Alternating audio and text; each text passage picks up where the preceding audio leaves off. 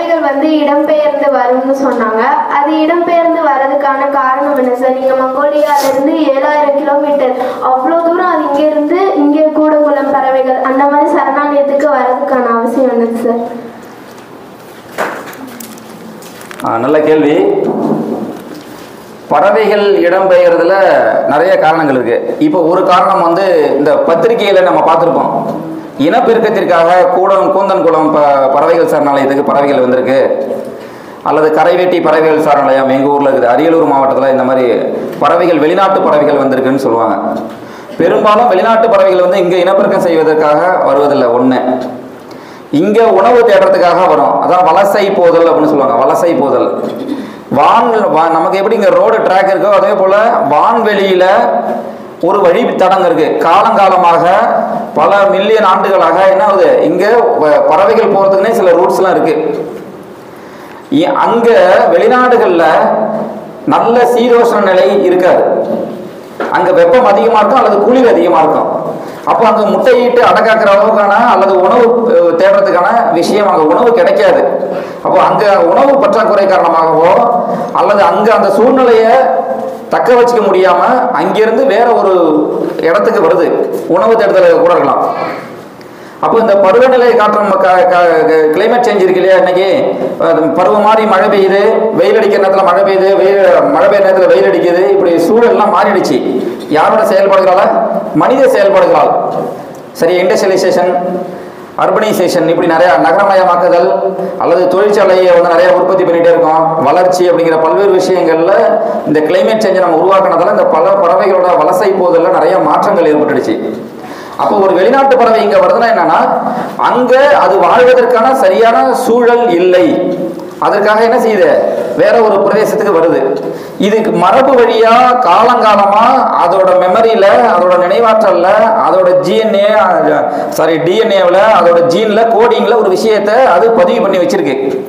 அப்போ இந்த இடத்துல இந்தியாவில், தமிழ்நாட்டில், திருநெல்வேலி மாவட்டத்தில் இந்த பறவைகள் சரணாலயத்துக்கு இங்கே போகணுங்கிறது அது வழி வழியாக அதோட குழந்தைகளுக்கு அந்த விஷயத்தை கடத்தி வச்சிருக்கு. அதனால வழி மாறாமல் 2 வருஷம் கழிச்சு கூட 3 வருஷம் கழிச்சு கூட அந்தந்த சூழ்நிலைக்கு ஏற்ற மாதிரி அங்கேருந்து அவ்வளோ தூரம் ட்ராவல் பண்ணி இங்கே வந்துட்டு மறுபடியும் ரெஸ்ட் எடுத்துட்டு அங்கே அதுக்கான உணவுகள் கிடைக்கும் போது, அங்கே பிளாசம்ஸ், அங்கே ஏதாவது அதுக்கு தேவையான மலர்களோ பூக்களோ பழங்களோ கிடைக்கும் போது மறுபடியும் இங்கேருந்து அது என்ன செய்யும், டிரான்ஸ்போர்ட் ஆகும். அப்போ ஒரு இடத்துல இருந்து இன்னொரு இடத்துக்கு பறவை வருதுன்னா காரணம் என்னன்னா, வெறும் இனப்பெருக்கத்துக்காக மட்டும் இல்ல, அது தப்பி பிழைப்பதற்காக அது ஒரு யுக்தியை கையாளுது. அப்போ இயற்கையிட்ட இருந்து ஒவ்வொரு நாளும் என்ன செய்யறோம், நம்ம ஒரு விஷயத்தை கத்துக்கிறோம். ஒரு பறவையோ பூச்சியோ பாம்போ ஏதோ ஒன்று, ஒரு உயிரி இந்த உலகத்தில் தன்னை தப்பி பிழைத்துக் கொள்வதற்காக ஒரு அடாப்டேஷன், ஒரு கேரக்டரை வச்சிருக்கு. அதுதான் தகவமைப்பு அப்படின்னு சொல்லுவோம். அப்போ நம்ம சரி தெரியுமில்ல, எந்த வாத்தியாட்ட எப்படி இருக்கணும் அப்படின்னு தெரியும். இந்த வாத்தியாட்ட கண்ணை முடிச்சுட்டே தூங்கலாம்டா, கண்டுக்கவே மாட்டாரு அப்படிமா. இந்த வாத்தியாட்ட பேசிட்டே இருக்கலாம்டா, நல்லா ஜாலியாக இருக்கலாம்டா. இந்த வாத்தியார் பெஞ்சு பையனை படுத்தா பாடம் பார்த்துட்டே நடத்திட்டே இருப்பாரு, கடைசி பெஞ்சில் இருக்கிறவங்க. அப்போ அவனுக்கு தெரியுது எந்த வாத்தியாரை எப்படி ஏமாத்தலாம்னு அவனுக்கு தெரியுது. அதே போல பறவைகள் என்ன செய்யுது, எந்த இடத்துல என்ன உணவு கிடைக்கும், எங்க இருந்தா தப்பி பிழைக்கலாம், எவ்வளவு தூரம் டிராவல் பண்ணும், எப்படி டிராவல் பண்ணும். பறவை உதாரணமா வி ஷேப்ல பறக்கும் பார்த்துருப்பீங்களா, என்ன காரணம் தெரியுமா? தெரியுமா, சொல்லுங்க. அது வந்து முன்னாடி போற பறவை விசை வந்து ஃபோர்ஸ் அதிகமா இருக்கும். சொல்லுங்க இதுல சொல்லுங்க, மைக்ல சொல்லுங்க. அதுக்கு முன்னாடி போற பறவைக்கு தான் அதுல வந்து ஃபோர்ஸ் அதிகமா இருக்கும். ஸோ அது டயர்ட் ஆனதுக்கு அப்புறம் பின்னாடி வரும், மறுபடியும் அடுத்த பறவை பறந்து டயர்ட் ஆனதுக்கு அப்புறம் பின்னாடி வரும். இப்படியே மாறி மாறி போகும் சார்.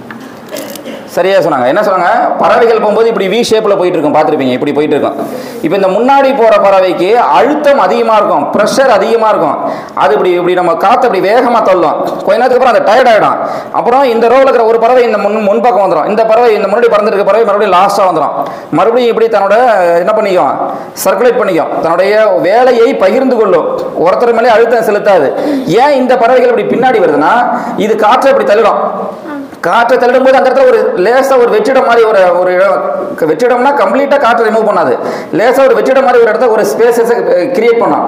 அந்த இடத்துல அழுத்தம் குறைவா இருக்கிறதால அந்த இடத்துக்கு பக்கத்துல இருக்கிற காற்று போகும். அப்ப பக்கத்துல இருக்கிற காற்று போகும்போது அந்த பின்னாடி வர பறவை கொஞ்சம் லிஃப்ட் பண்ணும். அப்படி போகும்போது என்ன ஆகுது, அந்த பறவை கொஞ்சம் லேசா காற்றை தள்ளினா போதும். இப்ப புரியுதுல, ஒரு கார் போகும்போது அந்த காருக்கு பின்னாடி தூசெல்லாம் போகும். ஒரு பஸ் போகும்போது வேற பின்னாடி தூசு போகும். என்ன காரணம்? முன்னாடி இருக்கிற காரு வேகமா காற்றை தள்ளிட்டு போயிடுச்சு. அப்போ அந்த இடத்துல ஒரு வெற்றிடம் உருவாகுது. அந்த வெற்றிடத்தை ஃபில் பண்றதுக்கு சைடில் இருக்கிற சரௌண்டிங்ல இருக்கிற காத்தெல்லாம் வருது. அதனால அந்த அந்த இடத்துக்கு போகும்போது நடுவில் இருக்கிற தூசை தள்ளிட்டு போகுது. இதே கான்செப்ட் தான் இந்த வி ஷேப்ல பறவைகள் பறக்கிறது. காரணம் என்ன? முதல் பறவை டயர்டாகி பின்னாடி வந்துடும், அடுத்த பறவை இப்படி போயிட்டே இருக்கும். பின்னாடி போற பறவைக்கு அழுத்தம் குறைவாக இருப்பதனால என்ன ஆகுது? இது ஒரு பிசிக்ஸ் இருக்குது, வேற ஒன்றும் இல்லை, ஒரு இயற்பியல். அந்த தத்துவம் தான் பறவைகிட்ட நீ கத்துக்கிறதுனா வேலைகளை பகிர்ந்து கொள்கிறது. அதுக்கு யாரு சயின்ஸ் சொல்லி கொடுத்துருப்பா? சரி ரைட்டு, நம்ம சயின்ஸ் டீச்சரு நம்ம எல்லாம் விஷயம் சொல்றோம். யாரு சயின்ஸ் சொல்லி கொடுத்தாங்க? இப்படி பறக்க வேண்டும், வி ஷேப்ல பறக்க வேண்டும், வி வடிவமைப்பில் பறந்தால் நமக்கு வந்து ரொம்ப எனர்ஜி லாஸ் ஆகாது, உடம்பு ரொம்ப வலிக்காது, அல்லது இப்படி எவ்வளவு விஷயங்களுக்கு. இப்போ இதுக்கு நம்ம என்ன சொல்றோம்? பயோமிமிக். மிருகங்கள்ட்ட இருந்து பறவைகள்ட்ட இருந்து நம்ம ஒரு விஷயம் கத்துக்கிறோம். அது மூலியமா அறிவியல் கண்டுபிடிக்கிறோம். இதனாலதான் நம்ம என்ன சொல்லலாம், காலையிலேயே உற்று நோக்க வேண்டும், ஒவ்வொன்றையும் உற்று நோக்க வேண்டும் சொன்னாங்க. ஒரு பாட்டு வரும் பழைய காலத்துல, என்ன டீச்சர் நமக்கே தெரியும், பறவையை கண்டான் விமானம் படைத்தான் அப்படின்னு ஒரு பாட்டு வரும். நீங்களாம் 2K கிட்ஸ், இப்படின்னா இப்படி ஒரு பாட்டு வந்துதா, இப்படி ஒரு படம் வந்துதாமா, அப்படிதானே? அப்போ பறவையை கண்டதா ரைட் சகோதரர்கள் என்ன செய்றாங்க, ஒரு விமானத்துக்கு டிசைன் பண்றதுக்கான ஒரு விஷயத்தை உருவாக்குறாங்க. புரியுதுங்களா? அப்போ இப்ப ஜப்பானோட அதிவேகமாக போகக்கூடிய புல்லட் ட்ரெயினுக்கு இல்லையா, அதை எப்படி கண்டுபிடிச்சாங்க?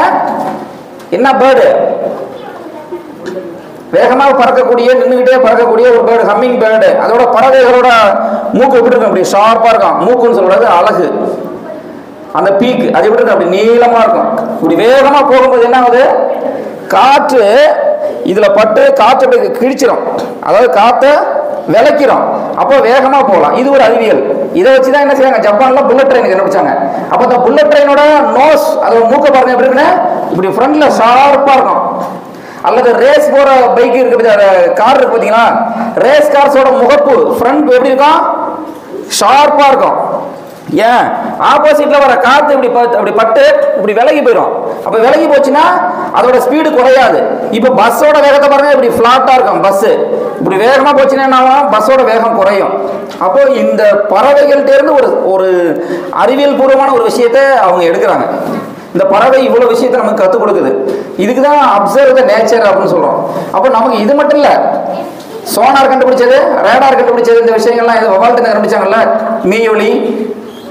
அப்போ இதே போல ஒவ்வொரு விஷயங்களும் இங்க இருக்கிற விலங்குகள்ட்ட இருந்து மிருகங்கள்ட்ட இருந்து எப்படி கண்டுபிடிச்சதுதான் நம்ம உருவாக்கி இருக்கிறதுலாம்.